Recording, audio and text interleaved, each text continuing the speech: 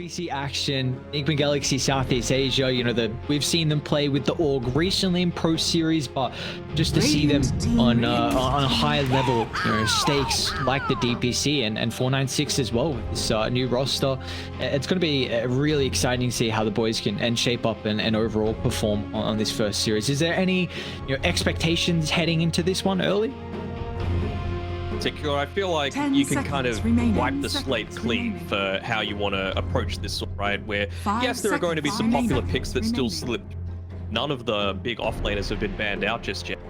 A big thing, but they're just going to go pretty standard with the Snapfire coming through on NIGMA Galaxy. I also really like this Clockwork pairing because Clock is one of the biggest counters to the Snapfire, just buying her teamfight impact. But it's also good against the Grimstroke, right? Because it's another one of those heroes that doesn't want to buy a 4-star, so it can make his life even a little bit well. So good little opening from NIGMA Galaxy. The fact that they've shown 2 spots might be a tiny bit concerning, but I feel like it's pretty well-rounded. You know, if one hero has weaknesses, the other one tends to cover them, so I don't mind this. Yeah, it's kind of nice too, because maybe it forces Grimstroke, like, if it's a game where you want to be building into the Aghanims, you have to go a little bit more defensive because you have that Clockwork that's going to get on top of you. And you've taken away the Snapfire, which has some defensive factor. And now you have to keep in mind is this is a very early Wraith King. Now we got the cast a little bit of the qualifiers where we saw a Kobold, unfortunately, not make it, but they were a team that was putting a lot of emphasis on the Wraith King. How do you feel overall though? This is an 8th pick hero that we see, you know, is not the hotly contested hero, but it's not the worst hero in the meta right now. Team ban. It's not, and Radiant team ban.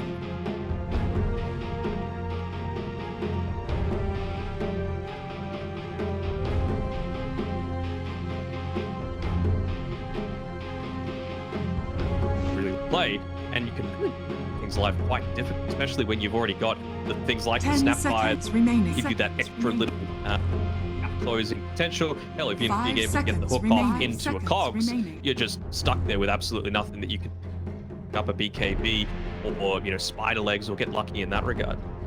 Well, as you were saying though, with the fact that NIGMA Galaxy, they opened up with more than likely their dual support, so it's going to be pretty obvious for now how 496 at least how they can target their bans with some of the cores. You know, we've already seen Lifestealer and Mizu taking care of one of the Darkseer for Mizu, one of his best heroes. Do you feel like there could be an angle for 496 to potentially prioritize Mizu's heroes, or maybe Alacrity's, or you know, someone else for an example?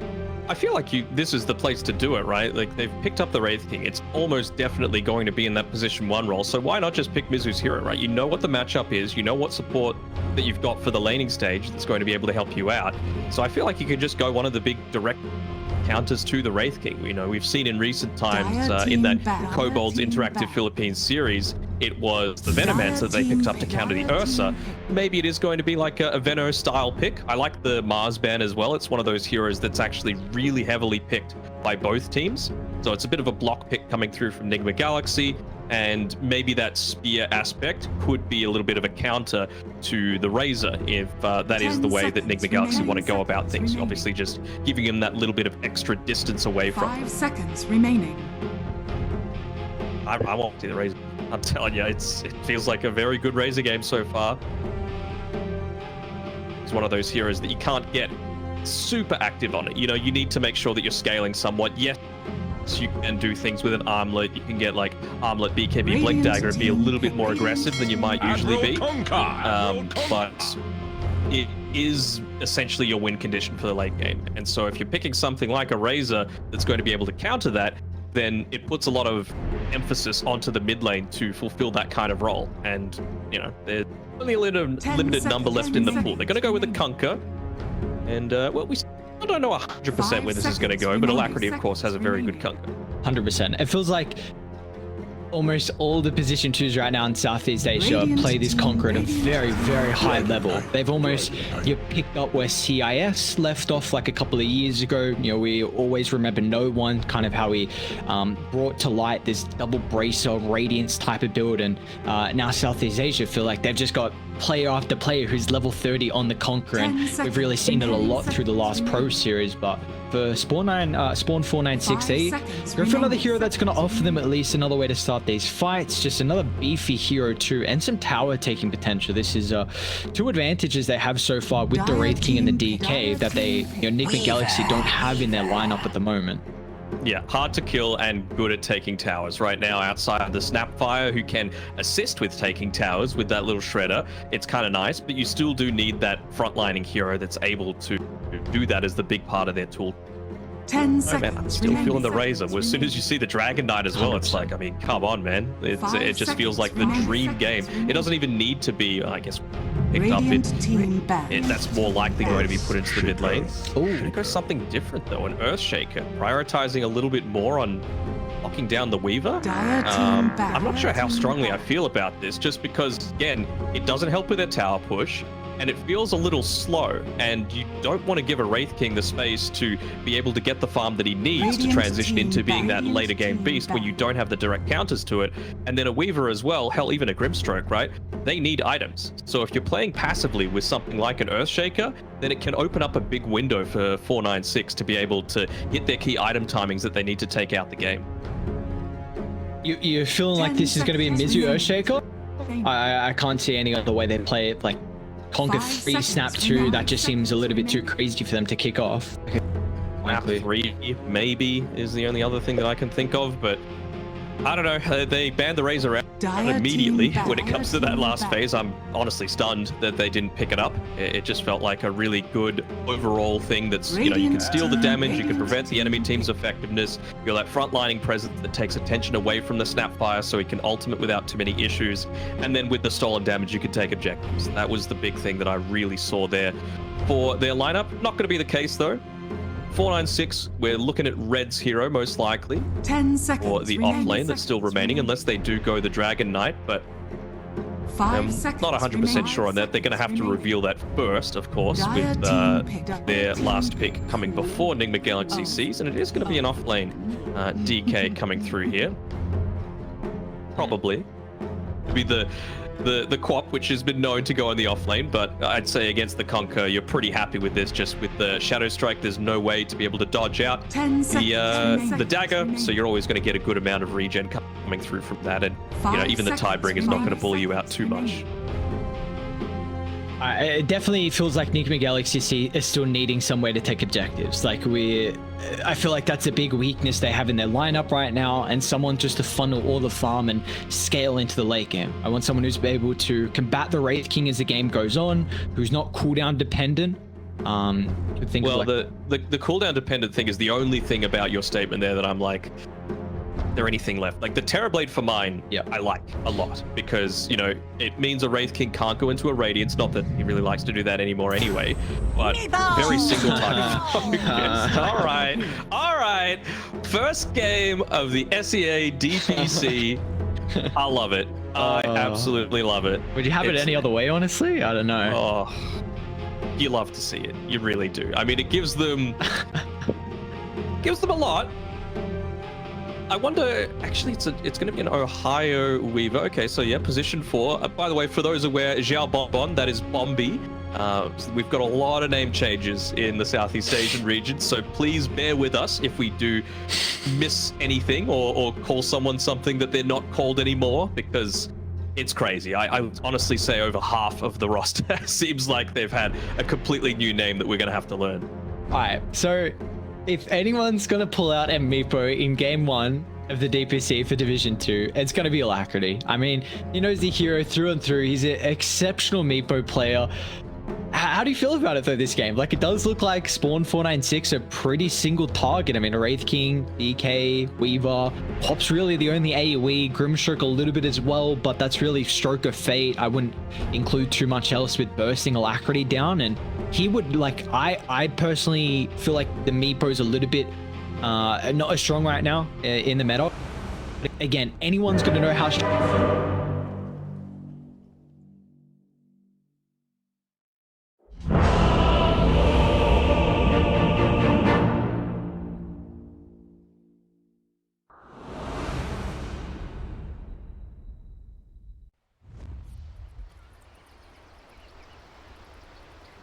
way that I could see them potentially looking to address this as well is that you've got Ohio playing the Weaver, right? They do have a decent amount of catch, but if you're committing a lot of catch to be able to take out a position 4, then it might make his life, it might make your life on NIGMA Galaxy a little bit more difficult. So if he wants to itemize into something like a Maelstrom and then the Aghanim Shard, you could still deal a lot of damage to all those Meepo clubs. Freaking embarrassment. I think they just caught vision of the Weaver there, thanks to the Observer Ward and Die, so should have an early awareness of this sentry place. They probably don't want to deward it straight away, otherwise that might reveal of the at least early movement from NIGMA Galaxy. I say that, Eurocam's kind of getting set up to do so. The ping's starting to come out, but again, what a game. I mean, first game, we got a Meepo coming through from Alacrity. How are we feeling about this? Any, what are your predictions heading into this game? Do you feel like SPAWN.496 can go up against Alacrity's staple in the Meepo, or do NIGMA Galaxy C have what it takes to win game 1? Oh, it's a rough one. I mean, until that Meepo was picked, I was pretty heavily in the camp. But that certainly throws a wrench into things. Like you mentioned, they needed something that was able to punish the single target focus that they have quite at the moment on 496, and Meepo is definitely a good hero to be able to do that. But you've also got the case that your poof isn't going to be quite as effective as well, just with all of the lockdown that they've got. As long as you just catch out one and continuously focus that one hero, have a good amount of lockdown potential there. Hell, even just with the silence on the Queen of Pain as well, with the Aghanim Shard. How is it lane going to go here for Alacrity versus the Quap? Because being a ranged melee matchup, it can always be a little bit rough, and Queen of Pain is, you know, one of the best heroes, at least being able to dominate a lane like this one. So do you feel like Alacrity might struggle a little bit? Could this be a weakness for the Meepo that they can penalize? Potentially. I mean, the thing is, if you're having a rough time in the lane with a Meepo, you always have the luxury with that poof to be able to go back to the jungle and be able to, you know, catch up in farm in that way. And that's how you map with just so much more levels, kind of like a TA does. But they've done a good job in making sure that that camp is blocked up. So that's not going to be the case for Alacrity. But if he's... Actually, no, they went and dewarded it. So good preemptive movement coming through there by NIGMA Galaxy to make sure Alacrity does have that way to ensure he's getting his farm when he's bullied out of the lane a little bit. They did block up the hard camp, though, around the triangle. So Radiant, they've come into this with a game plan of looking to really shut down Alacrity's Meepo. And it does kind of feel like, though, NIGMA Galaxy maybe don't have the best supports to get as many stacks up at one time. Like, it's nothing like a Grim or a Coddle that can, you know, chuck an ability out from far and stack camps multiple times. It is a little bit different. Just want to see how In Your Dream is going to itemize as well. You know, he's going into the double brace position 1 conquer, not the first thing that you see all the time. Speaking up on the top side, we've got Paulson, who's making a little bit of a move here onto red, but good job making sure a lot of the pressure is taken off this conquer, making it the easiest possible lane that it can. Alacrity just trying to get his own stacks up. Ohio a little bit slow with the rotation through, so going to deny, not that water rune. Unfortunately, it was the Vul Assassin that had hit him beforehand, so he got a lot less health back than he would have liked from that water rune. We've always been a really big fan of Mizu and Polison. Got pretty low here. Just like red with one more right click from the Grimstroke. We'll have our first kill of Division 2, the Winter Tour. SPAWN.496 to pick that up. You love to see it. I mean, that's the sort of play that you want to be able to start things off. Again, like 496, for a long time, you know, they were in Division 1 of the first ever season of this new and improved DPC. But ever since then, it just felt like they've kind of been dropping off little by little. They've had players individually go on to have a good performing role in other teams, such as Huffler, now on OB Neon, but unfortunately for them, just as a team, their results haven't really matched up. So to be able to grab that first blood gives a nice little... just to know that you're not the one to give up the first death in this new season. How do we feel like Mizu's able to shine here with the Earthshaker? Because this has been a play that we've been such a fan of when we saw him, you know, come into this position 3 role, and I don't believe we've seen him on the Earthshaker. Like, I know it's been a hero that was only played as a 3 a little bit more at TI, so we haven't had as many opportunities to see Mizu maybe pull it out, but do you feel this could be in his wheelhouse for the heroes that we love to see him on?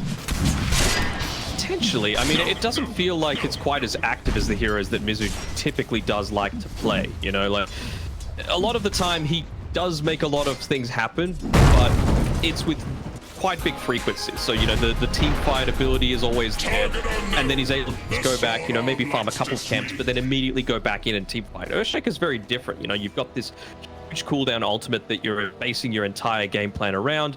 You're not quite as easily able to farm safely on the map as well. Oftentimes they put Mizu in harm's way just because he's playing a hero like, you know, the Darkseer or the Brewmaster, and they're able to get to safety just through their innate toolkit. But Earthshaker doesn't have that luxury. Does seem like a lane though where both cores are getting a decent amount out of it. Ghost, he's been solo for quite some time. Surprised that actually Ohio's level 3, because he's been kind of, you know, scurrying around trying to get information down to where Alacrity's farming. And again, you're just seeing the awareness.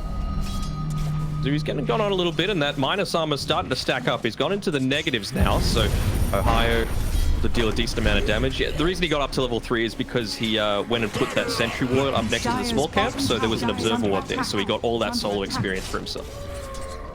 Mid lane, Alacrity. Yeah, they dropped the ultimate. Alacrity. He might just tick out. Well, let's see if the extra regen's enough. He goes for the deny. So close. I think 1 point in dagger, honestly. Maybe if with the extra point there, might have been enough to tick him out after he tried the deny, but you kill off the Meepo. Unfortunately, you don't get claimed the kill for it though for the Queen of Pain. And bottom lane, they're on top of Ghost too. Ohio's gonna start to swing on over. Maybe a bit of a deterrent here is NIGMA Galaxy. Happy with trading up the resources early from Ghost, but he's definitely a hero that is pretty survivable with already 3 points and a Vampiric Spirit, so we'll have a lot of regen. I'm liking the fact that Zillone, you know, obviously the couple of points of the Shadow Strike is nice if you're able to get the kill onto Alacrity, but, you know, clearly he's just wanting to emphasize the Scream of Pain as much as possible. He's going to be looking to get really active throughout the map, just constantly shove these waves in, and even just like he did, steal away some of these camps from the Meepo. Yeah, I was just going to say, like, maybe going for more points in Scream, you could smoke up early, or because we've already seen the Grimstroke try and scout out if there's any stacks as Ghost. Will be okay. Yeah, like the Grimstroke should have been hunting through the jungle, keeping tabs on any stacks there. So maybe this will be an easier time for Zillone just to swing on over and then potentially take them. Step lively now. Good amount of damage being put into the mid-tier 1 tower as well, about a quarter of the HP. So happy to be able to grab that when your pushing line up at this stage isn't quite where it needed to be. Obviously, Red is getting close to that level 6, and it's not going to be around the first siege creep timing, but that'd be a pretty damn good game if you had. Kill Red. Super Dream is, they do have an observe ward at least from Radiant, so much pressure on Alacrity possible. Your Dream's force is more of a defensive boat, just get that run buff popping. And now with a rotation for Polis on as well, they'll turn it back around on the Queen of Pain, blink on cooldown. And that'll cost him his life as Alacrity 4 points in, the proof is plenty, a burst. Need is the second Meepo to be able to get all of that damage out in pretty quick succession, but And Ghost as well. Okay. Yeah, that's what happens. You make such a big rotation to be able to counter the through, but Ghost is going to be going down the first time. He has the reincarnation, but you always hate having it pop this early on just because it's such a long cooldown. Punish you quite heavily. Do you think about now sending maybe Dream down bottom and just try and put pressure on the tower, or maybe more put pressure on Ghost? It looks like this catapult wave, you're going to lose it, but knowing reincarnations on cooldown feels like a big window to really limit the farm that Ghost can get. Yeah, for me, if we were able to rotate quickly enough, Mizu on the way, he's trying to Benson to brace, not looking for the moment, so Mizu will turn and drop a huge Echo Slam. The damage stacking up on the creeps, and now Yokamp, thanks to the haste, gets there in the nick of time. A beautiful rotation should net themselves 2 kills thanks to a huge ultimate from the Earthshaker. Job 1 is juking through the tree line, there's no way. Okay. Oh, you get the kill on Ghost, you take it. But Hey, a little bit of silver linings. Bon. Imagine if that Tidebringer just clipped him. That would have been such an anticlimax. Step lively. Right, rotation up top here from Alacrity. They're just looking to get really aggressive here. I like the fact that Mizu is, you know, not just wanting to sit back and farm. He's wanting to connect constantly together with this Meepo. Make sure, because he is the win condition, right, for the team. So you can't just sit back and be passive. All of these rotations need to be winners from Alacrity. And so far, outside of one, they have been. Nice little stacks here starting to build up. What do we feel like Radiant can do to really prevent this win condition coming online? Is it maybe the Dragon Knight converting a lot of early towers, a solid blink timing? Does Sillern need to be the huge tempo controllers? See a lot of from the position 2s? Like, what are the key points here from SPAWN.496? I'd say, honestly, all of the above. The big thing that they need to be playing around next is this 10-minute catapult wave, because Dragon form is 40 seconds off cooldown. It'll hit basically right when the siege creep hits that mid lane. The important part is taking away this jungle from NIGMA Galaxy C, because they've got a couple of heroes that are really good at taking it, both the Meepo and the Kunkka. So if you're going to be able to take away a lot of those easy access points, a lot of those easy places where you can TP to try and save if you invade the jungle, then it's going to go a long way towards securing a win. But I think NIGMA Galaxy realizing that, you know, they lost the top tower, it's reaching that sort of timing where they could look to make these rotations through. They're taking all the stacks already. So Alacrity took the ones inside their own jungle. He's taking the ancient stack now, so at least they'll secure that farm and not have it stolen away from them. I think for Dire, we might see a little bit of difficulty with how they can start fights pre-Mizu Blink. It's going to be very reliant on Radiant overcommitting into like an X or Fissure, or even Meepo somehow getting in range for the ensnare. But you know, until you've got Hookshot, of course, but if that's on cooldown and you're putting a lot of dependency anyway on a support to have perfect positioning as Mizu. Open up that high ground, my friend. He's going to do just that. Sillern will even rotate over just to secure the extra damage. Mizu bursts it down. But you know, Dream's looking to get involved as well. Another defensive go. Is it going to be enough to keep Paulson alive? So it looks like it'll be a 2-for-1 trade. Yorkam looking to get involved as well. They'll make it work for it once again. Tidebringer off the creep. He'll go for it, and he'll get it. Beautifully done in your Dream.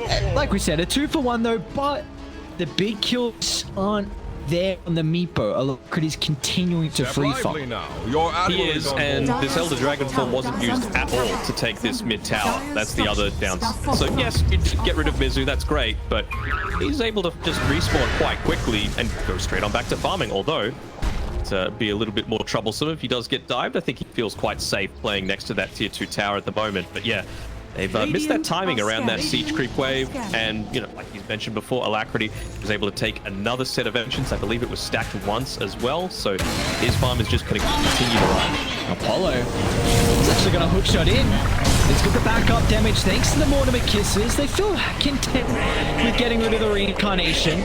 Now cool out for 200 seconds. There was a smoke though. Maybe Paulson, did he place any observer wards for that? No, so I guess reincarnation for it. Maybe they'll look to smoke shortly once Mizu gets blinked, but that should still take some time, and by then I think reincarnation will be back up. Alright, so bit of a look at what might next be on the agenda. We've got a couple of armlets picked up, one on 496's side and one for In Your Dream. He's also got the double damage available, so he's dealing a good amount of damage right now. Got the level 10 as well, so that plus 30 damage coming from talent. If they wanted to make any kind of rotations, they absolutely could. Maybe just wanting to wait for Alacrity to pick up that Blink Dagger, because him and Mizu, they're getting closer to it. And yeah, just have a look at how they are prioritizing Mizu's farm. Like I mentioned before, they've got good heroes to be able to take jungle camps, but the Earthshaker is not one of them just yet. Not quite as efficient. So just putting him in the safest spot on the map, in that Radiant dead lane, giving him a lot of farm up towards that Blink Dagger. He has to make sure he doesn't overstay his welcome though. Radiant's middle. So how worried would you be right now that SPAWN.496 aren't really contesting Alacrity's farm? Like, are they going to match maybe once the Meepo tails off as the game goes later and later? I feel like, I mean, the Meepo does tail off, sure, but I feel like you don't have an insane scaling lineup either, right? It's not this dual farming core. A Queen of Pain, even though Zillern's had a pretty good early game, kind of with the way that Pop is now, if you're not having a good early game, you've done something wrong, right? Like, you've got so much more sustain for the laning stage. And while it's good that a lot of your stuff does pierce through the BKB, you always got that blink for the inbuilt movement, it just doesn't feel like they're getting enough out of the map just yet. And the only reason that they're able to, you know, sit back and farm like this is because, again, there's that safety net of tier 1 tower that if you were looking to dive inside the triangle, you have a lot of abilities that are really good in such close quarters. You know, the Mortimer's Kisses, the Echo Slam, the boat. You don't want to be walking up into darkness. And by the Dire team having their tower there, it's so rough. He's coming down, looking for the blink reel. A little bit far out here, but it definitely feels go time for Dire. Like, Blink just picked up on Alacrity and Mizu.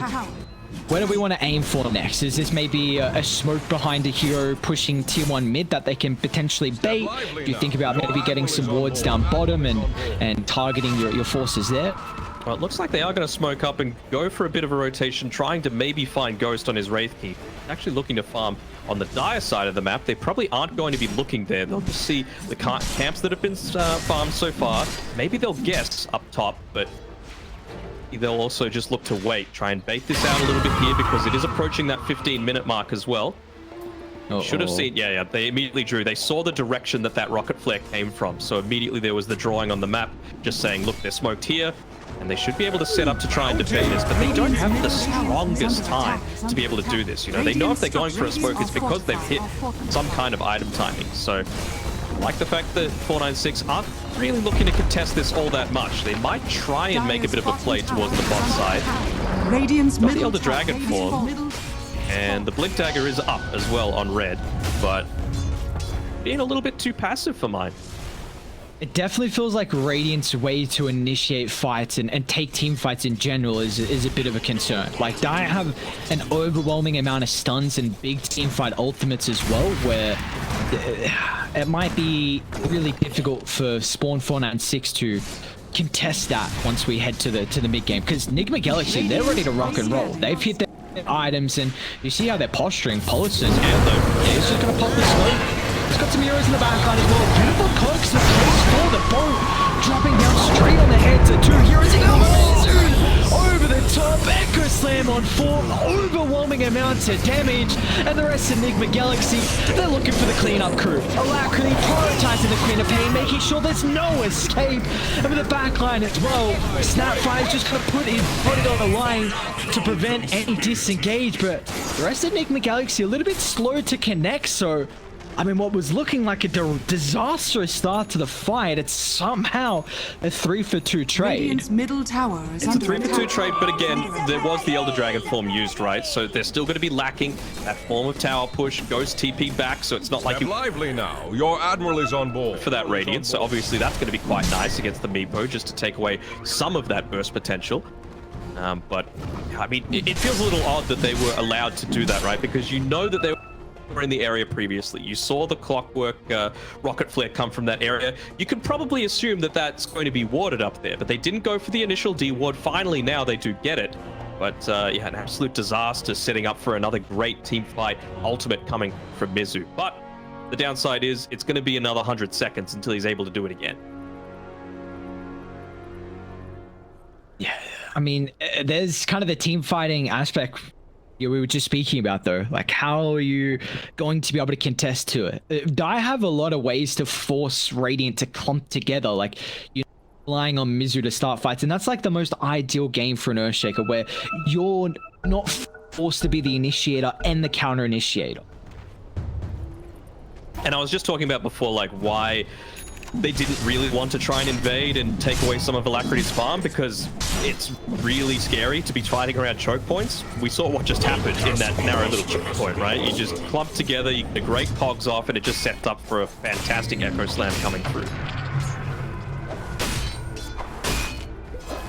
All things are clicking to the moment, though, for NIGMA Galaxy. Still got this tier 1 tower up, and you're against the Dragonite, you're against the Wraith King. They're playing into the late game, it looks like you were saying, Ghost building for the Radiance, but this could give a huge window, though, for NIGMA Galaxy to take an early road on. I mean, Wraith King is definitely not at a stage where he's able to combat that, and if you get an early Aegis, your outer towers just might really crumble. Maybe they want to take the tier 1 tower on the top side beforehand, just because, you know, you've got some good abilities to impact the team fights. If the supports, for example, do need to buy back.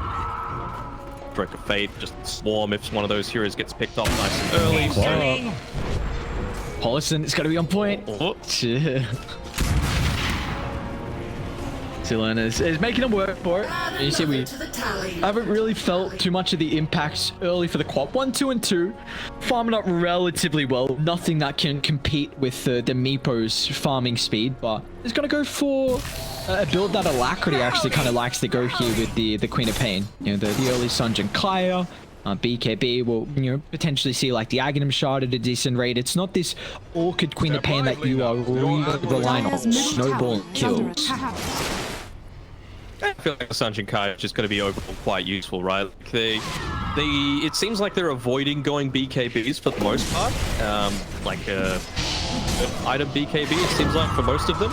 But the Grimstroke going into the Aghanim Shard next kind of combats that a little bit, right? You've got that somewhat layer of save if a Meepo is going in on top of you. You've also got a ton of healing that's going to be able to get out onto whichever target Alacrity tries to focus on.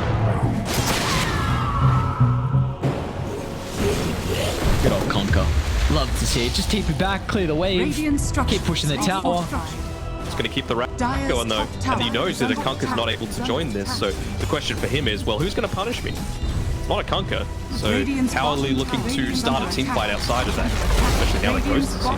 But they're just going to look to trade. I would say that 496 are probably going to be happy with this though, if they are able to get the tower, that is. Dire's top tower they're smoked. is under attack. Top if they're caught out. Ghost under the tier 2 tower. Level 2 in the reincarnation, still without the Radiance complete. So a big power spike that they're lacking at the moment here for the Wraith King. Sillen's gonna try and push it back, but still the perfect fidget placement. Make sure there's no retreat for the Wraith King, and Dragon Knight as well will lose his life as NIGMA Galaxy once again surround the heroes. Yeah, I mean, I like the fact that they were going for that, right? Because, you know, you have to trade if the enemy team's going to your tier 2 tower, and this one is higher value because we still haven't had the first Rosh outside of now that they're looking to go for. So it would have opened up a big opportunity for them to take it. Be the case though, is that a Echo Slam used just to be able to get the I don't hate it, you know, gives away the potential to maybe snipe away the Aegis. I don't know, maybe Mizu's just getting a little bit greedy, and some of that carry mentality coming back into his mind. Yeah, I hate as well. I mean, I was just going to highlight that Mizu hasn't really progressed too much with his farm after the blink, but you know, a kill like that is going to help out. And now he's got about 2k gold in the bank. On for a pretty early BKB here. Do you like this on Mizu? Is this just more like a core Earthshaker thing instead of going like an Aghanim Shard for some utility? I think he just wants to make sure he's not completely useless if the Queen of Pain, for example, is able to get onto him. So you don't want to be able to just pop that and then kind of force the Queen of Pain to choose another target. And by doing that, you've maybe given the rest of your team time to be able to create some space for themselves so that they're not getting burst down. Now we're rolling deep. Ghost has finally found this Radiance, but it is 21 minutes in, Radiance top and you've given a big opportunity. Galaxy as well down bottom. On top of the Queen of Pain, Alacrity and Mizu. There's the 1-2 punch they can provide across the map. It makes it so difficult for the Clop to be this mobile threat that we see so often. And now as soon as they get that pick off NIGMA Galaxy, the awareness that this is a big window where we can just look to occupy a Radiance territory and really minimize how much farm they can get. They're wanting to play a little bit more passively, just maybe waiting for those big cooldown ultimates to become available. That's why they only really took the fights around their own objectives. But now that the Echo Slam's only about 30 seconds away, they take away the outpost, and they're looking to just get the siege going with the Meepo. They're also setting up for Ghost. They're starting to follow him. Like, he doesn't have a game though. Yes, like still he's farming okay. But you got like 3 heroes consistently chasing across the map, and I'll tell you what, the contrast between Meepo and how safely he's been farming and the Wraith King is just completely night and day. Like, Radiant have put almost no pressure on Alacrity, where it's been the opposite for Wraith King's game. And the thing is with the Wraith King as well, just because of how relatively mobile they are with their heroes and the good catch that they've got at NIGMA Galaxy, all it really takes is Paulson on his clockwork to move up towards the top.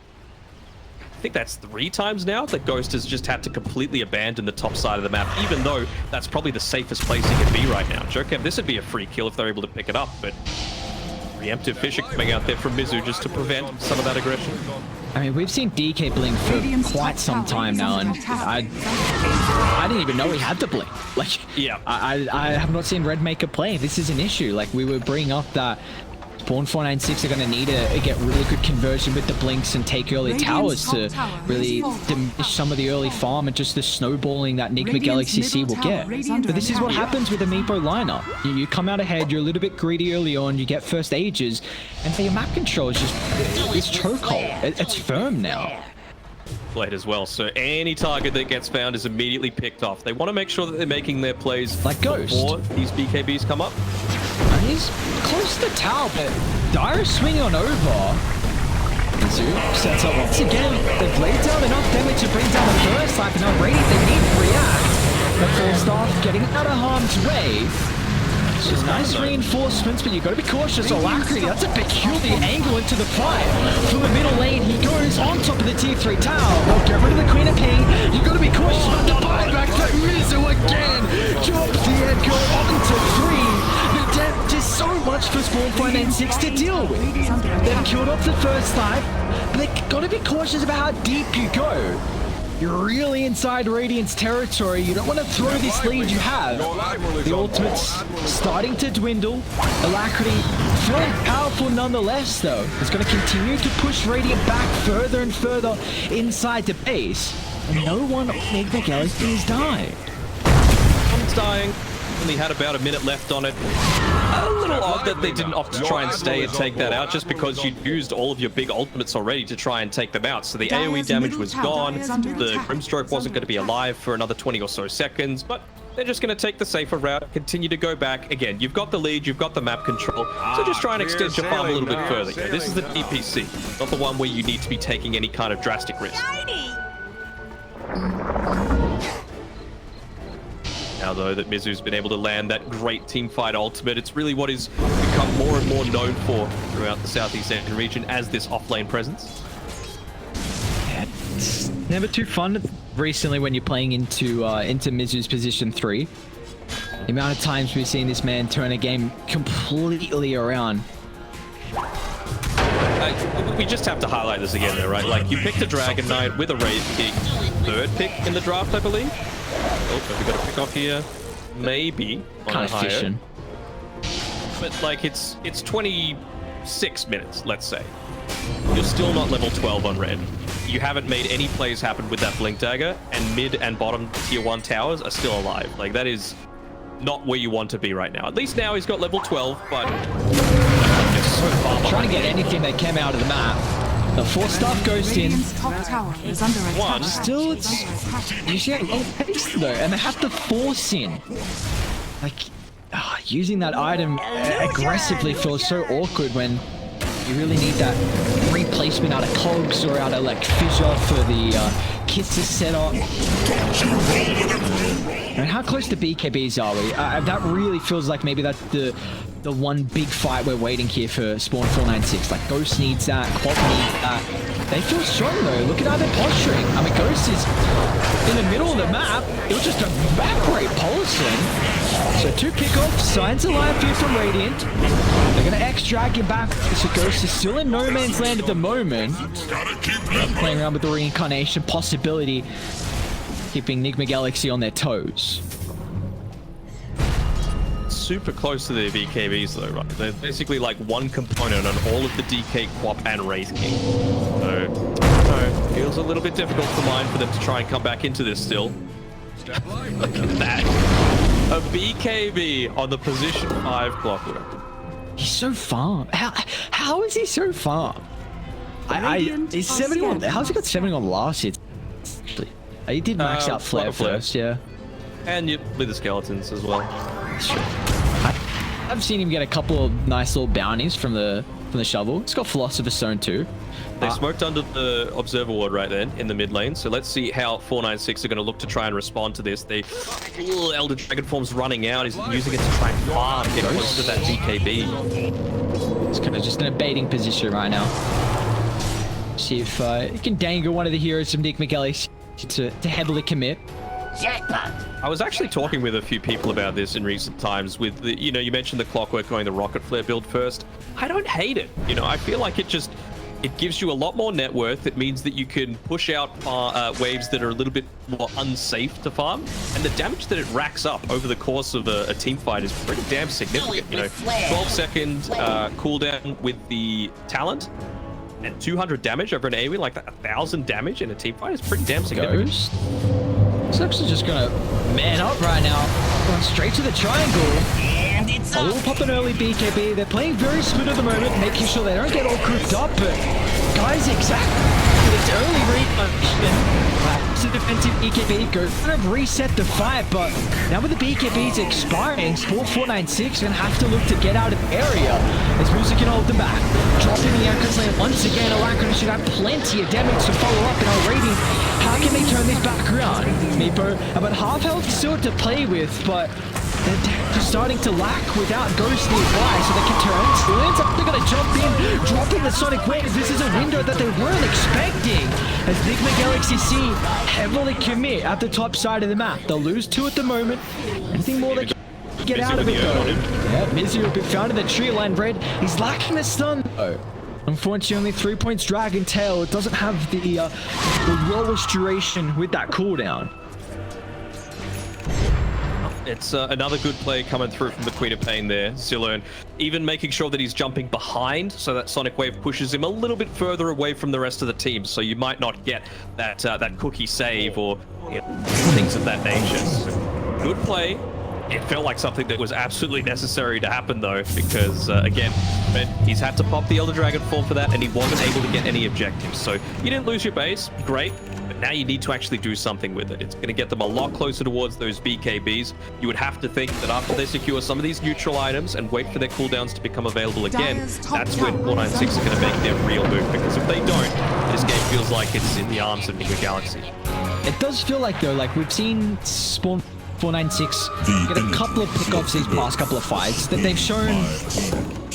They've shown some prowess to maybe get a kill with the BKB starting to be picked up, and if they go for like a 2-1 trade next fight and maybe only lose Grimstroke or DK even, they could definitely take Roche, and then all of a sudden you might delay this game by an extra 5-6 minutes, and then maybe that could be an extra way for you to go later and later to really have Ghost starting to get more items. But another smoke that was, I believe, under vision given they're coming over. Galaxy C. So the Queen of Pain once again raiding a little bit split. So Mizu's got to find the angle. Just evaporates the Grimstroke. Mizu, a cheeky solo kill for him. He's got the Arcane Rune in the arsenal. So Fisher's back up. Goes completely trapped into a higher. Able to reposition him. Roche is up, and with Grimstroke down for 60, this should be pretty free. Grim down for 60, you've got the vision, so they're going to need to make sure that they make a smoke play if they are going to try and contest this. But right now, as soon as Ghost reveals that he's just farming in the lane, you're not all that concerned about any kind of team fight. Queen of Pain, Zillern's been taking really good fights, but he just can't do it solo. Right, so is this a new Zag shot? Who dis? Wait, what? The Meepo Zag shot. Yeah, the fling. It had like the... What is this? It has the Sven Stormhammer animation, or at least it did when I last tested it. Wait. Have you seen it in action? You want to give maybe the viewers and me an explanation? Because I did not know. Just read what it says, you know? I feel like that's the best way to do things in Dota. It's just like hurling a version of yourself at another version of yourself. Right. Very cool ability. Interesting. Is there no one else you'd be like the shot to them?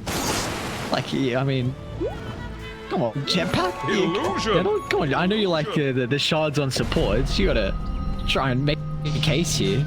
All right, bear with me. They bait out the fact that Mizu's Blitz Dagger is on cooldown, and then you, divided we stand, throw him into a team fight and use that as your initiation. Wait, can you throw a teammate? The Ling Yu causes that. What the heck? What is this shot? You have to do it on a target though. It's not just like on the ground. What's the range? So, oh, it's all right. 900? Okay, that's honestly not too bad. 900's pretty far. It's honestly mostly used for the save potential, right? Like one Meepo is getting low, so you throw him out of the team fight, and then, you know, try and use your pool to get away with more healthy heroes. Setting up top, Hex reveal. Oh my god, Meepo's damaged. So much for Ghost to deal with. But Ohio still doesn't have the arguments as well, so a BKB TP out, but Polison always trying to find the angle. Ohio did really well there. The body blocks, making sure the hook shot wasn't able to get through. Might end up costing him his own life. And it will. They're running straight to Scylla and down bot though. They're able to do. The Yokem on the rest of Radiant also coming over, but Yokem and Co have awareness of this. I have had a really good control of this game in regard to the vision. I mean, Rocket Flare, of course, is an exceptional way to scout out, but when you've always had this much map control, you can just make it that much easier to have these aggressive wards. I honestly would really like to see Die hold a gem. Like, I feel like this is still an item that is completely undervalued, and you've had so much net worth, just continue to choke them out. True. I suppose the only downside to that is you don't really want to give that back to them. You know, when it's a 20k net worth lead, if you're able to put it on, let's say, a Clockwork who's going to be using the Rocket Flare just to make sure he's scouting those high grounds, it can feel a little bit sucky. That essentially like a 2,000 net worth swing, right? Because you're losing 900 in their game. Double damage. Ghost once again farming incredibly deep here across the map. I mean, he's got no choice. Like, just look at the dire vision, right? It's completely cutting off any kind of avenues to move forward, even getting the plate mail. So is this just a slow death here for SPAWN.496, or what are we waiting for them to maybe look for their next smoke attempt and head outside the base and take a fight? Good question. I mean, for me, again, it's going to be on Zillion as well as Xiaobao. Oh, Mizu, don't do it. Echo drop. He's got the DD damage, but the chain control's a little bit light. So Crop's going to go for a BKB TP out. Will be fortunate enough, so Echo on cooldown. BKB on cooldown, though, which is pretty significant. Radiant's boot force up. They've got Aegis for another 50 seconds. Radiant structure. Trying to do some work, some damage. Maybe force some rotations back. Still, they know Echo's on cooldown, Radiant. So they can hold the base. But he still has to keep tabs on these Aegis. Network continuing to stack up for the Meepo, so it looks like he's happy with sacrificing life and getting back out with ease on top of the real Meepo, which, where is he? Okay, he's down in the lane. He made sure to send it way back. That was the one that they were X-marking the entire time, just to make sure that if that Aegis did pop, you're not just going to be, like, lamb to this. Mizu, even preemptively, was walking well away from that engagement. So. Bounty. Again, taking away all of the vision that they've got, they're going to need to be really unorthodox with some of their ward positioning here, because if you just place it high ground, yes, it does provide you with that feeling of goodness for a little bit, but it's not going to last long. Smoked up. Okay, I'm only one showing the lane at the moment. Radiant have a really good ward around the area, so this is the ideal place to take an engagement. But NIGMA Galaxy Southeast, I believe they saw the Wraith King smoked under the water. I didn't see any pings, but was underneath the Dire Observer. I think I really just want to see, like, that's what I want them to do. Take fights continuously around your own vision, because now, like you just said, like, you get a little bit of a good feeling when you drop the ward on the high ground, but it's going to be dewarded in a minute, so you have to get usage out of it if you're going to play that much of an obvious observer. Yeah, you got to protect the vision as much as possible. Oh. Maybe it's just a case of, look, we just need to try and buy time just for that extra. I mean, the plate mail is going to be available on Wraith King's courier again in 10 seconds. He's got enough gold to be able to get the remaining components of it. Maybe he wants level 20 as well, but I mean, that actually could be pretty significant. The cleave against the Meepo might be the extra little bit that they need to be able to take him down. I'm not a fan of Ohio just walking in here. You got to give all of that experience over to Ghost. Still falling really behind on the Agams too. It'd be such a key item. His Dire been pretty off the back of a lot of the bursts through the Echo. Say, go for that Echo Slam, does he? We're just in time. This is He'll your get the action. BKB if he needs to, and he can also walk across the fissure. Let's remember that. I was just gonna say, Brady got a spider legs. That's what I was looking for now, but unfortunately, not as fortunate. Some of their neutral items. I mean, we've seen how those fissures can really put a dent in how they're looking to set up their formation in their team fights. You have All right. some items are starting to be picked up, aren't they? Though. Yeah. AC complete. Cleave talent online. Sonic Wave, I guess, available, and of course Grimstroke with the Ig-Swell. It does a lot. Like, you need to make sure that this is on top of. I would honestly put it on the Quap. I would put it on Zillone and just get him to blink right on in. It's only a 5.3 second cooldown on the blink. You're going to have the BKB. You're going to have the extra armor coming through from the Assault Cuirass. So you're not going to be in too much danger of dying. Plus the fact that you know that you're going to have the healing component coming through from that Grimstroke Aghanim Shard. We've got an Octarine core on Grim here.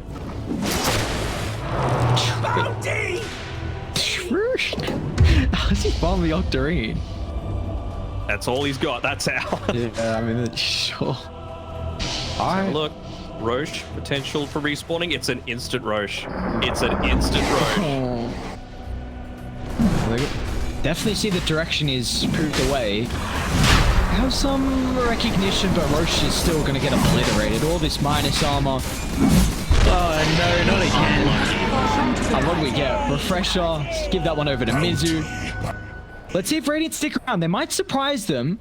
They got two really good observer boards around their triangle. Starting fights once again is very difficult. It's only single target initiation. And straight away, scouted out. I mean, the power of the rocket flare.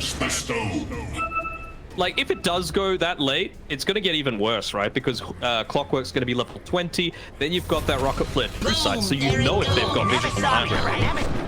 How's he got eyes? How is he so far? Looks a good hero, man.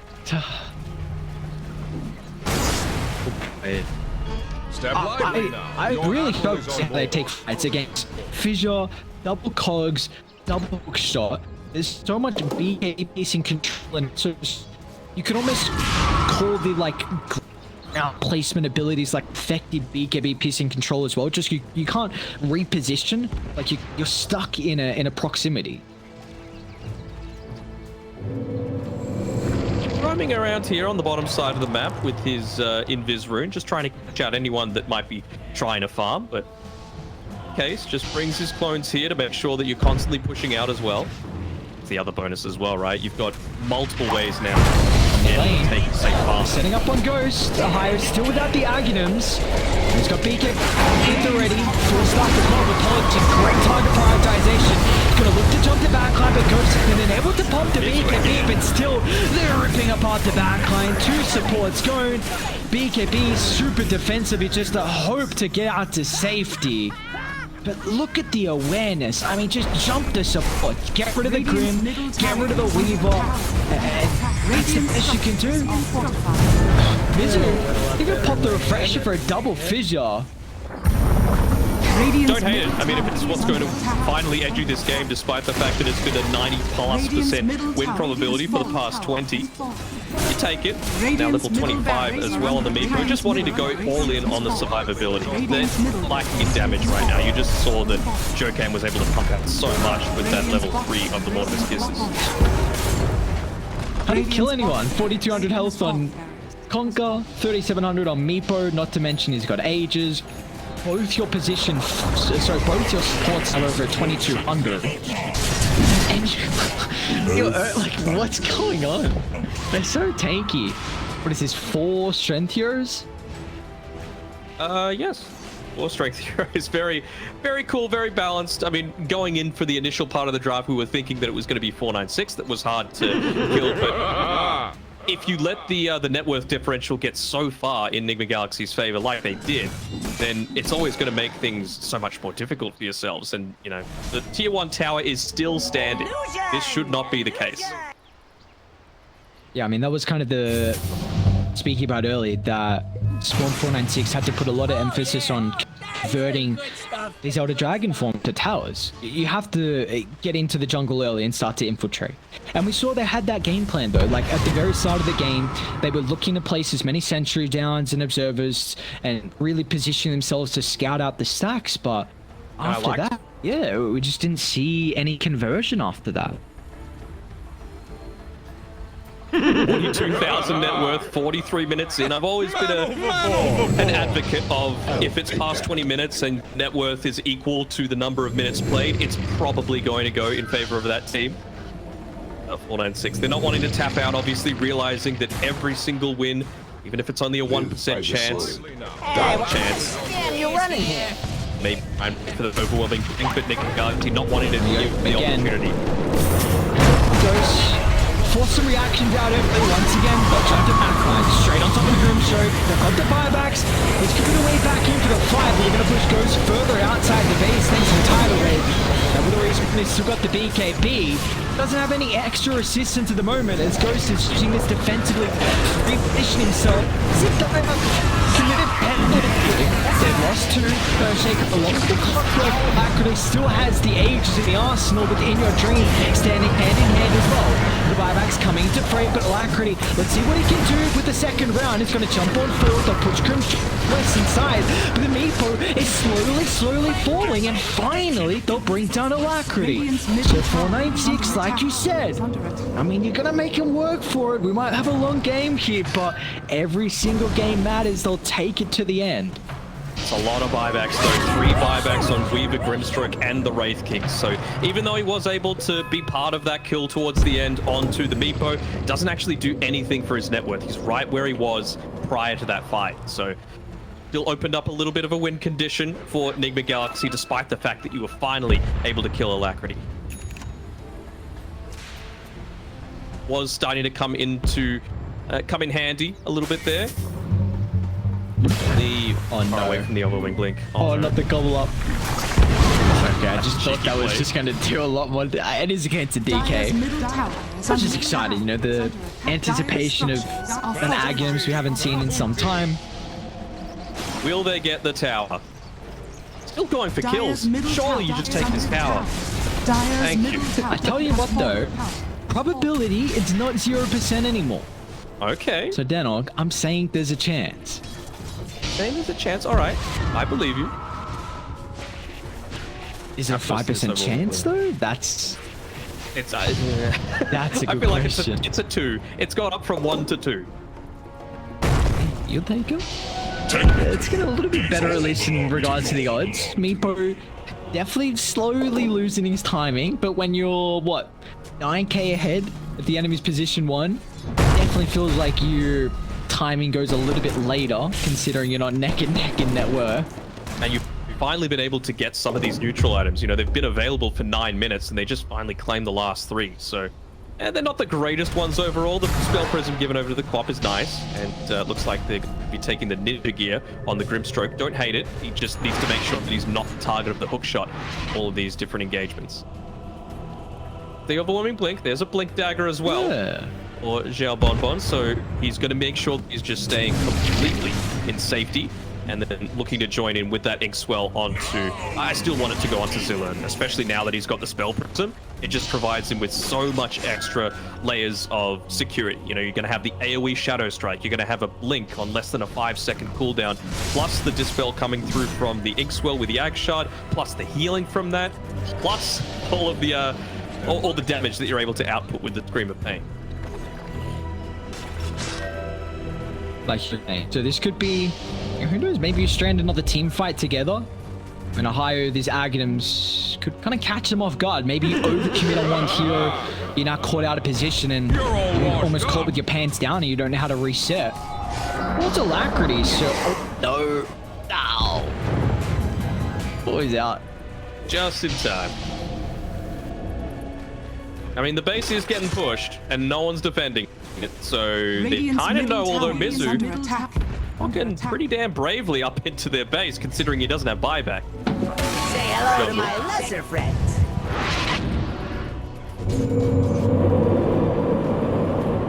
Mizu's even got a refresher.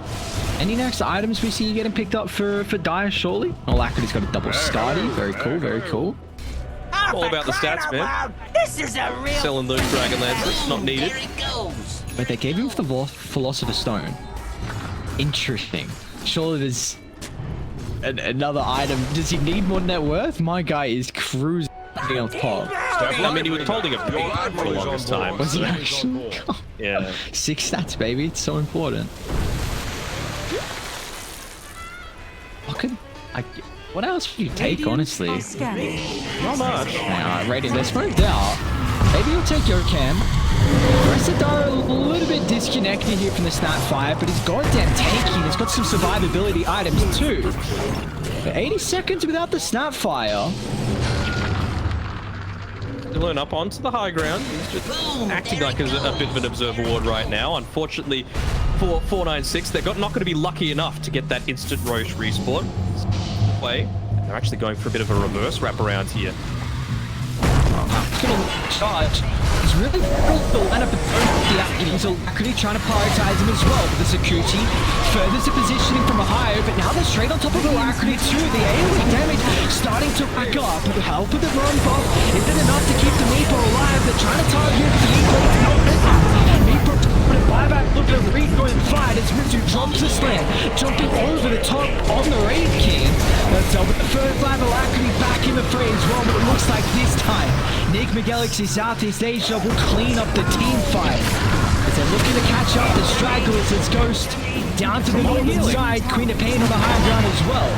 Pop's able to make it out to safety with the buyback coming back into the play for Polisson. Perfect use of the reposition will give no opportunity for Ghost to turn it back around, and the Grimstroke will also be killed up in front of the Roche pit. Yeah, Dream has to be a little bit careful there. The slam nearly ended up killing him, but again, Roche respawns just as they win the team fight. Costs a few buybacks, but again, if Alacrity is able to grab this Aegis, he's totally happy with that kind of trade happening. Dream being one to grab the Aghanim's Blessing, and they should be able to just walk it down and end this game, considering the buybacks previously used in that in the old fight. Is he going rape it? It heals Come on, like Dream, have it queued up. Let's go pick it up. Nice. All right. Nice. Just wants to end the game real quick. And you know Ghost doesn't have buyback, so well, this is looking like a GG right here. Actually, crazy things. He's just blocking off the base here, Mizu. Not wanting anyone to even attempt to try and defend this. Come on, lads, I believe. Come on, let's go. Those attempt on NIGMA Southeast Asia will kick off our first series with their map victory. It was, I mean, really just a staple performance for them. You get a classic hero with the Meepo and Alacrity, and he'll put work in.